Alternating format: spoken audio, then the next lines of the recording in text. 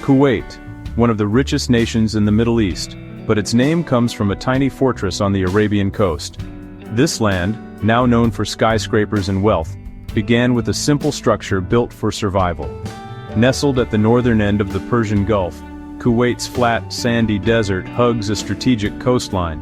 For centuries, its deep-water harbor made it a vital stop for mariners and merchants, far outpacing its small size. The sea shaped Kuwait's destiny. Before oil, pearl diving, and fishing were its lifeblood.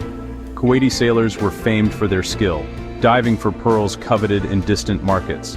The story of Kuwait's name is a journey back to a time when defense and community meant everything. It's a name that speaks of shelter, resilience, and a people who turned a small sanctuary into a beacon of progress. Even today, Kuwait's name stands as a quiet testament to its enduring spirit. Long before modern borders, the Arabian Peninsula was a crossroads of tribes and trade.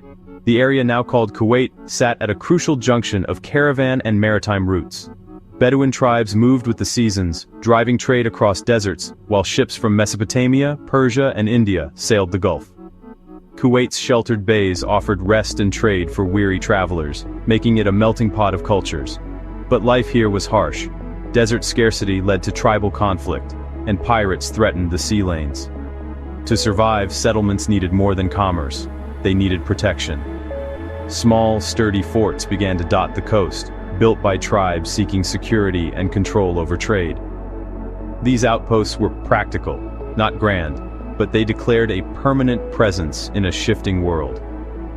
From one such fort, Kuwait would eventually take its enduring name. The name Kuwait comes from the Arabic word kat, meaning fortress or small castle. In Arabic, the suffix ate makes it diminutive, so Kuwait literally means the little fort. Built near the sea in the 17th century, this fort was a stronghold for storing supplies and sheltering people. Its location was strategic, close to pearl banks, fishing grounds, and a natural harbor for trading dhows. The fort protected residents and merchants alike, becoming the heart of a growing community. Over time, the name Kuwait became synonymous with refuge and stability. Settlers, pearl divers, fishermen, merchants, were drawn to its safety. The little fortress was more than a building. It was the foundation of a future nation. Its name promised security from desert dangers and sea uncertainties. Kuwait's humble origins echo in its name, a legacy of protection and resilience. Kuwait's transformation began in the 18th century with the arrival of the Utub tribes, including the Al-Sabah family. In 1756, Sabah I became the first ruler, founding a dynasty that still leads Kuwait. Under Al-Sabah leadership, Kuwait grew from a fishing village into a thriving port city. The rulers built a reputation for fairness and security, attracting merchants and diverting trade from rival ports. By balancing relations with the Ottoman Empire and local tribes, Kuwait maintained autonomy and stability. Shipbuilding, trade, and pearl diving flourished, turning the little fort into a bustling city. The name Kuwait now stood for a dynamic maritime state, not just a fortress. For centuries, Kuwait's wealth came from the sea, but everything changed in 1938 with the discovery of oil at the Bergen field. After World War II, Kuwait exported its first crude oil, launching an era of unprecedented prosperity.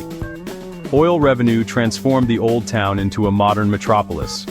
Roads, hospitals, schools, and housing rose from the desert. The economy shifted from maritime trades to oil, requiring new skills and a modern state. Free education and healthcare became the norm, building a sustainable society. Kuwait joined OPEC in 1960, becoming a key player in global energy and regional diplomacy. The little fort had become an economic powerhouse, its name now linked to wealth and influence. Kuwait's story became a modern fable of transformation.